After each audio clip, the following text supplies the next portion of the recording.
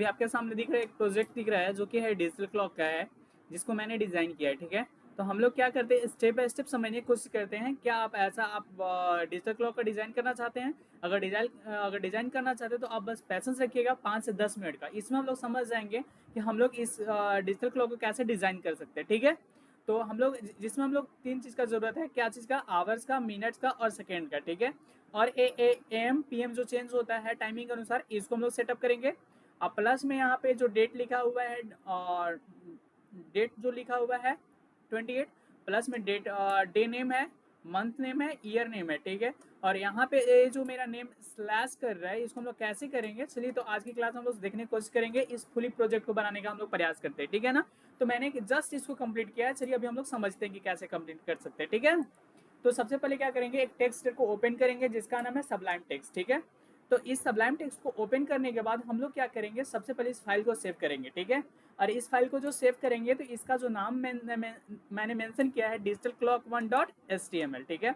अब जैसे नाम को, फाइल को सेव करने के बाद जैसे डेस्कटॉप में मैं सेट करता हूँ इस फाइल को वहाँ पे, ठीक है, सेव कर लेता हूँ। तो उसके बाद जैसे ही मैं यहाँ पे HTML को, जैसे ही एंगल ब्रैकेट के साथ HTML लिखता हूँ तो पूरा का पूरा बॉयलर पेट हमको मिल जाता है, ठीक है। जिसमें हेड होता है, बॉडी सेक्शन होता है। बात समझ में आ रहा है? बॉडी मतलब क्या चीज़, टोटल का टोटल जितने भी डॉक्यूमेंट का जो भी कंटेंट रहेगा उसको होल्ड करने का काम करता है, ठीक है। हेड सेक्शन में हमको मेटा टैग मिलता है, जिसमें दो मेटा टैग होते हैं, एक कैरसेट है और एक ए, ठीक है। इसके बाद आने के बाद हम लोग क्या करते हैं, हेड सेक्शन के अंदर में एक टाइटल देते हैं। टाइटल का नाम क्या मेंशन मैंने किया, डिजिटल क्लॉक। आप चाहो तो यहाँ पे चेंज कर सकते हो, ठीक है ना, डिजिटल क्लॉक वॉच यहाँ पे, ठीक है। तो जैसे यहाँ पे मेंशन करके इसको कंट्रोल एस के साथ सेव करते हैं। अब यहाँ पे चेक करते हैं हम लोग, जैसे ही इसको रिफ्रेश करेंगे तो यहाँ देखो ये टाइटल ने मेरा यहाँ पे शो कर दिया। अब थोड़ा सा इसको समझने का प्रयास करते हैं यहाँ पे हम लोग। तो जैसे ही हो गया, अभी ये वाला तो छोड़ दीजिएगा, इस पेज को जो लिंक किया, ठीक, कैसे लिंक करते हैं अभी हम बताएंगे जस्ट, ठीक है ना। अब हेड सेक्शन को क्लोज कर देंगे, ठीक है। अब बॉडी में आते हैं तो बॉडी का अंदर हम ये लोग क्या करते हैं, एक एट्रीब्यूट देते हैं जिसको ऑनलोड बोलते हैं, ठीक है। इसके अंदर वैल्यू देते हैं, स्टार्ट टाइम देते हैं, ठीक है। फिर इसके बाद क्या करते हैं, एक और डिव टैग लेते हैं जिसके अंदर एक आईडी देते हैं। और इस आईडी एट्रीब्यूट के अंदर, आईडी प्रॉपर्टी के अंदर में क्या देते हैं, एक वैल्यू देते हैं क्लॉक डेट। इसी प्रकार से डिव टैग का ओपनिंग है तो डिव टैग का क्या है, यहाँ पे देखिए क्लोजिंग है, ठीक है ना। अब इसके बाद क्या करते हैं, एक और डिव टैग लेते हैं जिसके अंदर आईडी देते हैं क्लॉक डेट नाम का, ठीक है। ये हो गया, ठीक है। इसी प्रकार से एक और डिव टैग लेते हैं जिसके अंदर क्लास बनाते हैं, ठीक है। क्या चीज ना, क्लास नाम का एक प्रॉपर्टी बनाते हैं, एट्रीब्यूट देते हैं जिसके अंदर वैल्यू देते हैं क्लॉक डेट रैपर, ठीक है। इतना हो गया। अब इसके बाद क्या करते हैं हम लोग, एक और, तो इस डिव टैग के अंदर में, इस डिव टैग के अंदर में क्लॉक डेट रैपर के अंदर में हम लोग दो चीज लेते हैं। फिर से दो आईडी लेंगे, एक क्लॉक का, एक डेट का। तो डिव टैग के अंदर दोनों को रखेंगे, ठीक है। क्लॉक को अलग रखेंगे, डेट को अलग रखेंगे। तो एक और डिव टैग लेते हैं जिसके अंदर आईडी देते हैं क्लॉक, फिर इसको क्लोज हो गया ये वाला। एक और डिव टैग लेते हैं जिसके अंदर आईडी देते हैं डेट नाम का, ठीक है ना। चलिए इतना मेरा काम खत्म हो गया। अब मार्क्यू टैग का कब यूज करेंगे, किस लिए यूज करें, इसको समझाएंगे, ठीक है ना। अभी यहाँ पे बस इतना समझिए, कोई प्रॉब्लम है नहीं है, ठीक है। तो CSS का अंदर आते हैं। तो CSS का अंदर मैंने एक यहाँ पे न्यू फाइल लिया जिसके अंदर मैंने फाइल को सेव किया डिजिटल क्लॉक डॉट CSS के नाम से, ठीक है। जब इसको सेव कर लेते हैं तो यहाँ पे आते हैं HTML के अंदर में एक लिंक टैग लेते हैं, कहाँ पे, हेड सेक्शन के अंदर में टाइटल के नीचे होता है। जब भी याद रखिए कहाँ होता है, टाइटल के नीचे होता है। तो लिंक टैग के अंदर आते हैं, यहाँ पे जैसे जैसे ही आते हैं तो HREF के अंदर में ये जो CSS का फाइल को जो यहाँ पे नेम दिए थे, इस फाइल को यहाँ पे, फाइल के नेम को क्या कर देंगे, यहाँ पे पुट कर देंगे। इसके बाद सेव कर देंगे। जैसे ही सेव करते हैं तो क्या करते हैं, ये वाला जो CSS का फाइल है इस पेज से HTML पेज से क्या हो जाएगा, लिंक हो जाएगा, ठीक है। तब CSS के अंदर आते हैं तो यहाँ पे देखो एक क्या किए हम लोग, एक आईडी, एक क्लास बनाए थे। क्या बनाए थे, क्लास, क्लॉक डेट रैपर के नाम से। तो इसको क्या करेंगे, CSS में कॉल करेंगे। यहाँ पे दिख रहा है ना, इसमें बैकग्राउंड कलर मैंने दिया, पैडिंग दिया, मैक्सिमम विथ दिया, ठीक है, विथ दिया है मैंने, टेक्स्ट लाइन को क्या किया, सेंटर कर दिया है, बॉर्डर रेडियस कितना दिया, 5 पिक्सल, मार्जिन को 0 ऑटो कर दिया, ठीक है। अब इसी प्रकार से एक डिव टैग के अंदर बात किया जाए तो हम लोग दो चीजें, एक क्लॉक लिए हैं और दूसरा क्या लिए हैं, डेट। तो आईडी लिए हैं तो इसको CSS में हम लोग कॉल करेंगे क्लॉक को। तो बैकग्राउंड कलर मैंने दे दिया, फॉन्ट फैमिली दिया मैंने, ठीक है, फॉन्ट साइज है, टेक्स्ट शैडो दिया मैंने, फिर कलर दिया, ठीक है। अब इसी प्रकार से क्लॉक में जो भी लिखा हुआ है उसको स्पैन करना चाहते हैं, ठीक है, बोल्ड करना चाहते हैं, तो इसका नाम से क्या करें, एक और क्लास बनाए CSS के अंदर में, एक और सिलेक्टर का यूज करके। तो कलर दिया मैंने, टेक्स्ट शैडो दिया मैंने, फॉन्ट साइज दिया, पोजीशन दिया, टॉप मैंने दिया, लेफ्ट दिया, ठीक है। अब इतना करने के बाद एक और मैंने यहाँ पे आईडी बनाया डेट नाम का। क्या नाम का बनाया है, डेट नाम का। तो जैसे डेट नाम का एक और यहाँ पे आईडी बना, CSS में एक क्लास बनाते हैं, तो यहाँ पे क्लास सेलेक्टर का यूज करके तो यहाँ पे क्या करेंगे, लेटर स्पेसिंग कितना होना चाहिए, लेटर के बीच का गैप 3 पिक्सल होना चाहिए, फॉन्ट साइज है, फॉन्ट फैमिली है, कलर है, ठीक है। सीएसएस का काम हो गया मेरा खत्म। आप कोड को क्या कर स्क्रीनशॉट करके खुद से ट्राई कर सकते हो, आप बना सकते हो, ठीक है ना। अब देखो मेरा क्या होगा यहाँ पे, जैसे ही थोड़ा सा यहाँ पे ओपन करके भी समझाते हैं, देखो ये जो टाइमिंग दिख रहा है यहाँ पे डिजिट लिखा हुआ मिलेगा, ये एग्जीक्यूट नहीं होगा, रन नहीं करेगा, ठीक है। जो करंट टाइम दिखा रहा है नहीं, इस करंट टाइम को एग्जीक्यूट करने के लिए हमको जो कोड का यूज करना पड़ेगा उसका नाम है स्क्रिप्ट, जावा स्क्रिप्ट, ठीक है। तो इस कोड को लिखने के लिए हम लोग क्या करते हैं, एचटीएमएल के अंदर में बॉडी सेक्शन के अंदर में एक स्क्रिप्ट टैग का यूज करते हैं, और इस स्क्रिप्ट टैग के अंदर में क्या करते हैं, एक फंक्शन बनाते हैं, जिसके अंदर में जो फंक्शन बनाते हैं क्या चाहिए, स्टार्ट टाइम के नाम से, ठीक है, no argument no return value है, ठीक है ना। तो अब हम लोग क्या करेंगे यहाँ पे, इसका इस फंक्शन के अंदर में क्या करेंगे, वेरिएबल बनाएंगे टुडे के नाम से, जिसके अंदर में वैल्यू देंगे न्यू डेट। इसी प्रकार से आवर्स का होगा, मिनट का होगा, सेकेंड का होगा, ठीक है।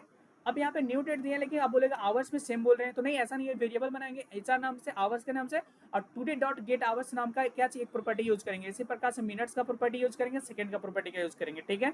अब मैंने क्या किया यहाँ पे, जब बात करने अगर चल रहे हैं हम लोग, तो मैंने यहाँ पे टर्नरी ऑपरेटर का यूज किया मैंने, या कंडीशनल ऑपरेटर का, या कंडीशनल स्टेटमेंट का बोल सकते हो, ठीक है। जिसमें मैंने क्या दिया है, एपी नाम का वेरिएबल बनाया है, जिसके अंदर मैंने दिया है कि अगर आवर्स, जो अगर टाइमिंग रहे घंटा का जो सुई रहे, अगर जो नीडल है उसका अगर 12 से छोटा रहे तो मेरा एम देना।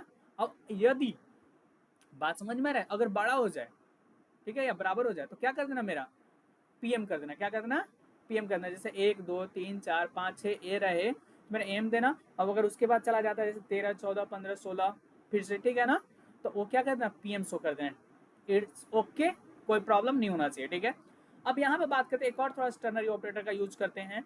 अगर आवर्स का टाइम बराबर हो जाए 0 से, तो क्या शो करना, 12 शो करना, ना तो जो क्या जो अगर नहीं बराबर हो तो क्या चाहिए, एचआर जो घंटा का टाइम रहेगा वही शो करना, जो नीडल रहेगा, ठीक है। इसी प्रकार से अगर आवर्स का टाइम बड़ा रहे 12 से, तब क्या करेंगे, आवर्स में से क्या करेंगे, 12 को घटा देंगे, और जो होगा वो शो करेगा। अगर बड़ा हो गया तो फिर जो करंट टाइम रहेगा वो शो करेगा, ठीक है। अब यहाँ पे बात करने चलते हैं, अगर अगर हम जीरो को क्या करना चाहते हैं, फोन नंबर्स को अगर छोटा रहे 10 से, तब तो एचआर नाम का एक वेरिएबल बनाते हैं, जिसमें आवर्स में क्या करेगा, टाइम को चेक करेगा, ठीक है। फिर मिनट नाम का एक वेरिएबल बनाते हैं, मिनट को चेक करेगा, एक सेकंड बनाते हैं जो किसको चेक करेगा, सेकंड को चेक करेगा, ठीक है।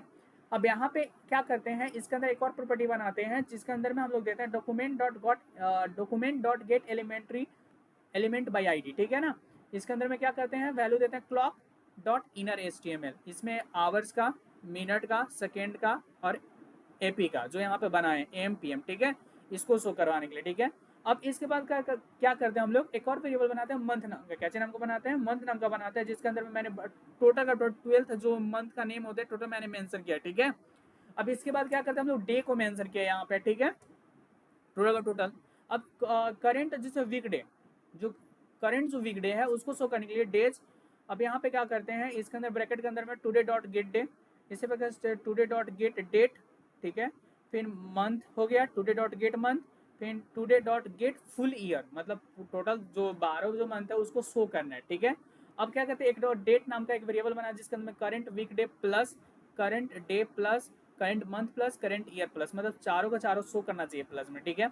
अब इसके अंदर एक और प्रॉपर्टी बनाते हैं, document dot gate element by ID, जिसके अंदर में डेट शो करना है कहाँ पे, इनर एचटीएमएल के अंदर में, जो कि क्या होना चाहिए, डेट के बराबर होना चाहिए, क्या होना चाहिए, डेट के बराबर होना चाहिए। एक और वेरिएबल बनाएंगे टाइम नाम का, ठीक है, जिसमें सेट टाइम एक सेट टाइम के अंदर एक फंक्शन पास करेंगे जो कि क्या करेगा, स्टार्ट टाइम को, ठीक है ना।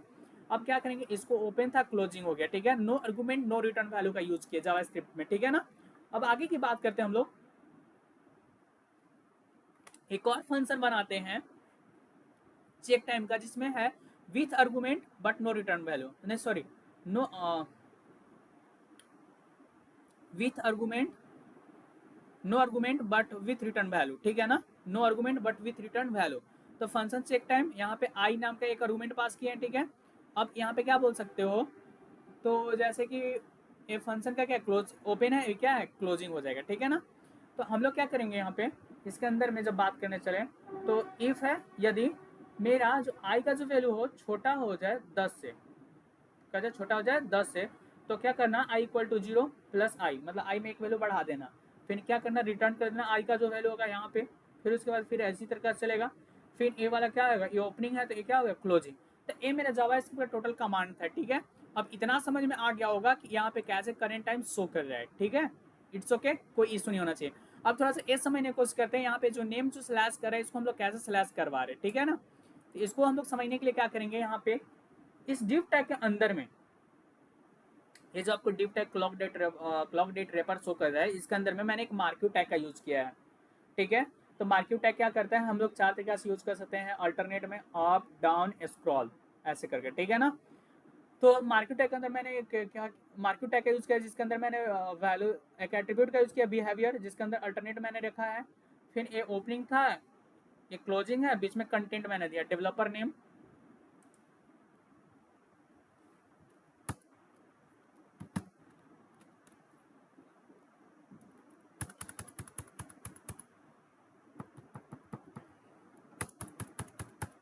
ठीक है, जस्ट शॉर्ट फॉर्म, कोई इशू नहीं होना चाहिए, ठीक है। अभिनंदन कुमार, ठीक है। तो ये मार्केट टैग के अंदर कौन सा डिव टैग के अंदर रखें, इस डिव टैग के अंदर रखे हैं, ठीक है ना। एकदम याद रखिएगा, रिमेंबर रखिएगा, किसी को कोई इशू नहीं होना चाहिए, ठीक है। अब अगर इसको हम स्लैश करें तो देखो यहाँ पे क्या शो कर रहा है, अभिनंदन कुमार सिर्फ शो कर रहा है, कोई इशू है नहीं। तो आप भी ऐसा प्रोजेक्ट खुद से क्या कर सकते हो, कंप्लीट कर सकते हो। चलिए